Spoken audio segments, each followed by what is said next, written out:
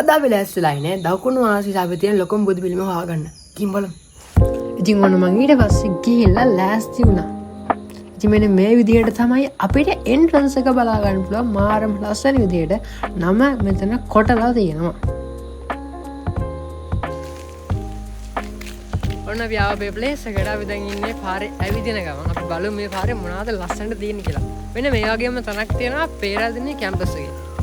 ඉතින් ඔයාලට මෙන්න මේ වගේම පාරක් දැකලා ඇති මං හිතන්නේ ගොඩක් අය.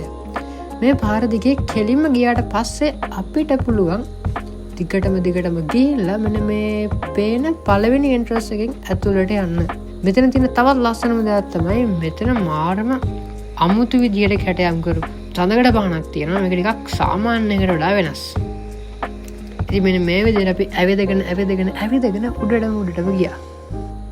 ඉතින් මෙන්න මේ විදිහට තමයි අපිට මුලින්ම හම්බෙන චෛත්‍ය බලා ගන්න හැකියාවක් තියෙන්නේ. සායික වටේ රූපේ මෙන්න මේ වගේ. ඒක මාරම කාම සහ මාරම නිස්කලංකයි. මොකද අපි ගියේ වැස්ස තින වෙලාවක නිසා මාරම ෂෝක්. ඉතින් මේ තියෙන්නේ මෙතන තියෙන බෝ ගහ.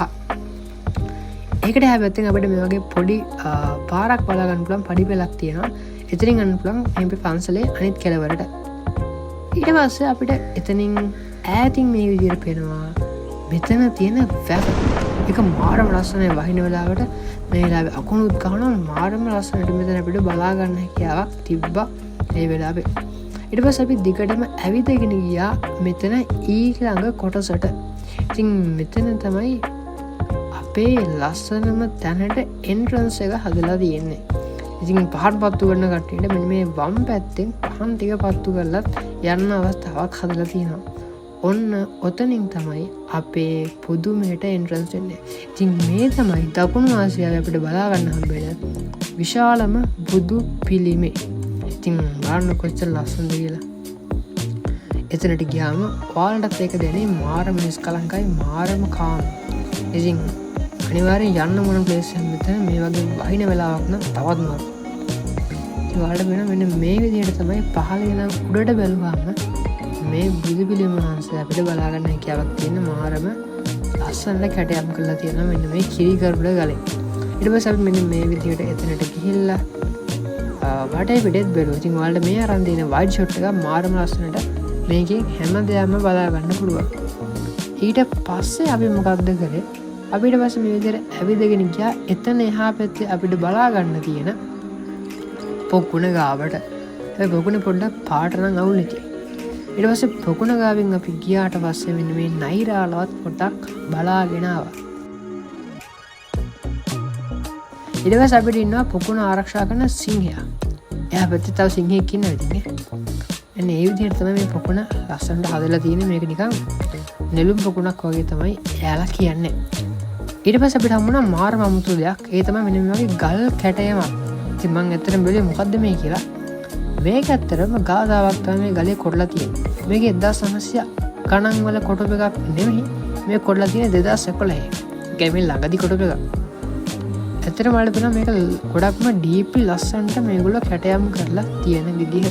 ඉතින් මෙන්න බලන්න ලස්සන තැනක්. හැබැයි මෙතන තිබ්බ එකම ප්‍රශ්නේ තමයි මෙතන අපිලිවල වෙලා ගන්න යන්නේ. ඔන්න රවිද් අපේ ඉඩ දෙක අරන් යනවා. ඉතින් මේ විදිහට අපි බර ගාලා අපි කට්ටිය එකතු වෙලා මේක සුද්ධ කරන්න පටන් ගත්තා. ඉතින් මේකට ටික වෙලාවක් ගියා.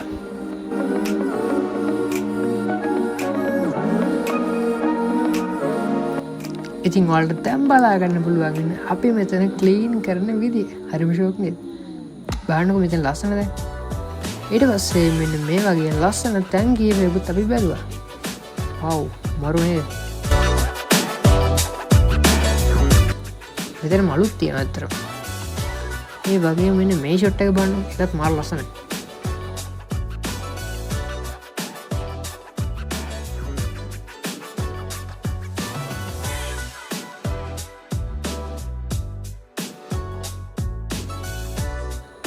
ඉතින් මොන ඔය විදිහට තමයි අපේ ගමන ඉවරයක් වුණේ. අපි යන්නේ හරිම ෂෝට්. ඉතින් මෙතෙන්ට වතුරාවේ කොහෙන්ද? ඇත්තටම මෙතන තියෙන ගඟ මේ වැස්ස දවසට පිටාර ගාලා මේ විදිහට ලස්සන වතුර පාරක් ඇවිල්ලා තියෙනවා. ඉතින් මාරම ලස්සනයි. ඔයාලා තාම වෙලාවක පාගන්න. එහෙනම් අපි ඊළඟ වීඩියෝ එකේ හම්බෙමු. goodbye.